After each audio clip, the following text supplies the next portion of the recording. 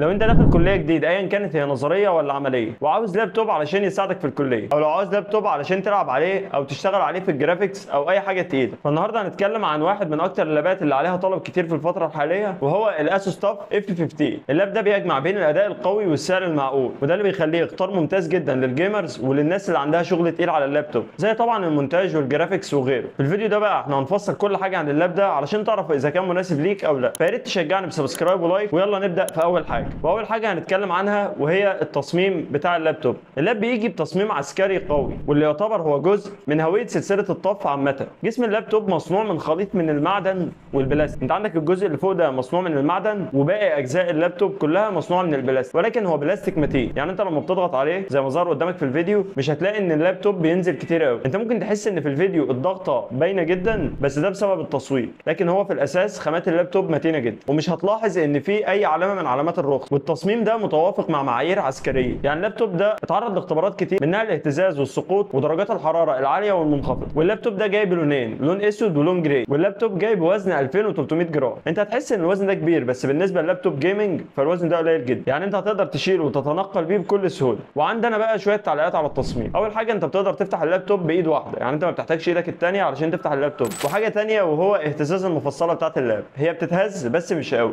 طبعا الحاجات دي مش هتفرق معاك الا لو جربت لابتوب فيه الحاجات دي كعيوب، ولكن بما انها موجوده في اللابتوب ده مظبوطه فانت كده تمام. وعندك اللابتوب من تحت موجود فيه قطع رابر علشان ترفع لك اللابتوب وتوزع الحراره بشكل كويس جدا. طبعا انت عندك اللابتوب بيبصم بشكل قوي جدا، يعني انت لو مسحت اصلا جزء من اللابتوب وانت ساند ايدك على جزء ثاني اللابتوب هيبصم في الجزء الثاني، فهتضطر انك تفضل تمسح اللابتوب بشكل كبير. ننتقل بقى للشاشه، ودي واحده من اهم العوامل اللي بتحدد تجربتك لللابتوب كمستخدم، لان دي اكتر حاجه انت بتبص لها اصلا في اللابتوب. وعندك الاسوس تاف اف 15 جايب الشاشه بمقاس 15.6 من نوع اي بي اس ال سي دي وبجوده فول اتش دي، ودي جوده كويسه جدا في الفئه دي من اللابات. وفكره انها جايه من نوع اي بي اس فده يعني انك هتاخد دقه الوان كويسه جدا وزوايا رؤيه واسعه، وده مهم جدا طبعا لو انت جيمر وعاوز الجرافيكس بتاعت اللعبه تكون كويسه، او لو المعالج عارض الجرافيكس عاليه انت تقدر تشوفها على شاشه الموبايل ده. وكمان موبايل ايه؟ الموبايل ايه؟ بس اللي عندك بس كده. الموبايل ايه؟ علشان المعالج لو عارض لك جرافيكس عاليه تقدر تشوفها على شاشه اللابتوب ده كويس. وكمان الموضوع ده هيهمك جدا لو انت جرافيك ديزاينر، لان الالوان هي اهم حاجه عندك اصلا. والشاشه كمان بتيجي بمعدل تحديث 144 هرتز بيخليك تاخد سلاسه في استعمال اللابتوب، ولكن مش ده الجزء اصلا المهم في التردد العالي. الجزء المهم هو في الالعاب. لو انت قادر تعرض بالمعالج بتاع اللابتوب ده فريمات عاليه هتقدر تعرضها كويس جدا على شاشه اللابتوب ده لعند 144 فريم. نيجي بقى للجزء الثالث وهو الاداء. واللابتوبات مختلفه عامه عن الموبايلات، لان هو ممكن يكون نفس اللابتوب ولكن جايب اكتر من اصدار بيختلف فيها المعالج وكارت الشاشه وكمان الهارد والرامات، على عكس الموبايل اللي بيكون مختلف فيه بس الهارد والرامات. ولكن اللابتوب بيكون مختلف تماما، بتلاقي نفس اللابتوب من نفس الشركه بنفس الاسم، ولكن الاصدارات المختلفه بتخلي لك اللابتوب مختلف. واستنى معايا لاخر جزئيه الاداء دي هقول لك على نصيحه مهمه. واللاب اللي معايا ده جايب كور اي 5 12500 اتش وكارت شاشه من نفيديا وهو الار تي اكس 3050، وكمان اللاب جايب هارد اس اس دي 512 وبرامات 8 جيجا رام. بالنسبه بقى للمعالج في المهام اليوميه انت هتكون عامل زي اللي بتزغزغه كده، لان هو فعلا معالج قوي. ومع الشغل التقيل اللابتوب برده مش هيأثر معاه، يعني هتلاقي منه اداء مستقر واداء كويس. اما عن كارت الشاشه فهيقدم لك اعدادات عاليه جدا في الالعاب، وكمان بيدعم تقنيه تتبع الاشعه اللي هي الري تراكنج اللي بتدي لك تفاصيل واقعيه اكتر في الاضاءه والظلام. والرامات عندنا 8 جيجا رام من نوع دي دي ار 4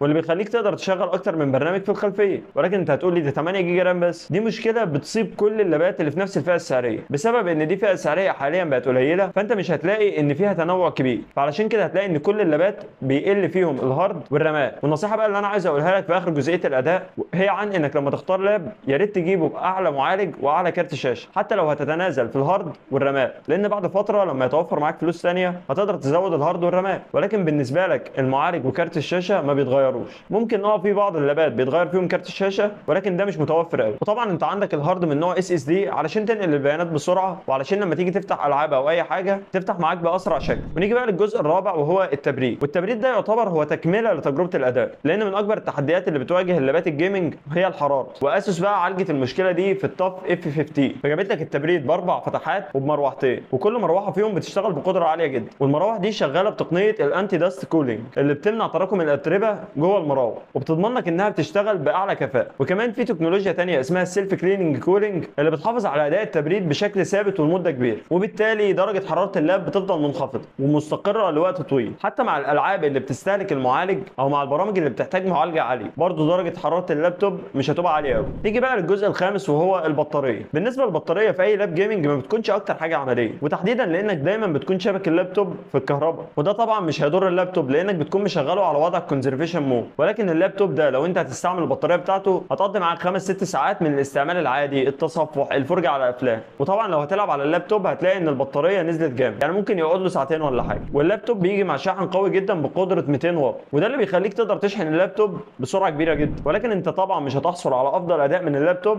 زي ما قلت غير وانت موصله بالكهرباء. الجزء السادس وهو المداخل والمخارج. هتقول لي هو انت عامل جزء مخصوص عشان المداخل والمخارج؟ فهو لان المداخل والمخارج دي هي تاني اكتر حاجه مهمه في اللابتوب بعد وزن. واللابتوب ده ممكن يزعلك شويه، انت عندك 2 بس من اليو اس بي تايب ايه اللي من نوع 3.2 جين 1، ولكن الموضوع ده هيتعوض ان اللابتوب جايب 2 مدخل تايب سي ومدخل واحد من الاتش دي ام اي علشان تقدر توصل شاشه على اللابتوب، وعندك مدخل كمان للايثرنت لو عايز توصل اللابتوب بالنت على طول يعني بدون واي فاي او كده، وكمان عندك مدخل 3.5 مللي. فبصراحه انا مش قادر اقول هي عيب ولا ميزه، ولكن 2 يو اس بي تايب ايه ده قليل، ولكن بقى فكره ان في 2 يو اس بي تايب سي ده كتير، فانت بقى شوف انت واستخدامك. نيجي بقى لجزئيه السماعات والكاميرا والحاجات الاضافيه دي. من ناحيه الصوت اللابتوب ده بيجي بسماعات ستيريو، ولكن برضه زي ما قلنا ده لابتوب جيمنج، فانت مش هتلاقي ان الصوت مميز قوي، يعني يفضل انك تشتري سماعه خارجيه، سماعه هيدفونز علشان تاخد افضل تجربه في الالعاب. ولكن برضه سماعات اللابتوب لو بتتفرج على اي حاجه، بتسمع افلام او كده، فهي مش هتاثر معاك. وتعالوا بقى مع بعض نجرب تجربه الكاميرا في اللابتوب وصوت المايك. وطبعا الكاميرا دي بتوصل تصوير لعند 720 بي.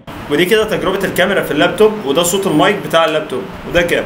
وبعد كده هنيجي لجزئيه السعر. سعر اللابتوب ده بالنسخه اللي معايا هي كانت 35000 جنيه، والكلام ده كان من 3 شهور، فممكن تكون الاسعار زادت او قلت الله اعلم، ولكن هو هتلاقيه برضه في نفس رينج الاسعار. وطبعا ممكن تلاقي نسخه اعلى من كده وجايه بامكانيات اعلى من كده واعلى في السعر، ممكن تلاقي نسخه اقل من كده وجايه بامكانيات اقل من كده واقل في السعر، فانت على حسب فلوسك طبعا. ولكن زي ما قلت لك ما تقللش في كارت الشاشه والمعالج. وفي الاخر بقى اللابتوب ده بيقدم باكج كامله لاي حد بيدور على لابتوب قوي قادر يشغل لك احدث الالعاب، وكمان تستعمله لو انت طالب في كليه بشكل كويس جدا، وكمان تستعمله لو انت جرافيك ديزاينر او لسه بتبتدئ في الجرافيك ديزاين. وشاشته ممتازه، وكمان البطاريه بتاعته ادائها معقول، وكمان وزنه خفيف علشان لو هتتنقل باللاب ده كتير فهو مناسب جدا لطلبه الجامعه. فاللاب ده صفقه كويسه جدا للجيمرز والمستخدمين. ما تنسوش بقى تقولوا لي رايكم تحت في الكومنتات في اللابتوب ده، وتقولوا لي ايه اكتر حاجه عجبتكم في اللاب وايه الحاجات اللي ما عجبتكوش في اللاب او ما كانتش مبهره، لان انا ما لاحظتش ان اللابتوب فيه عيوب بشكل خاص يعني. وكالعاده ما تنساش تعمل سبسكرايب ولايك، واشوف وشك على خير.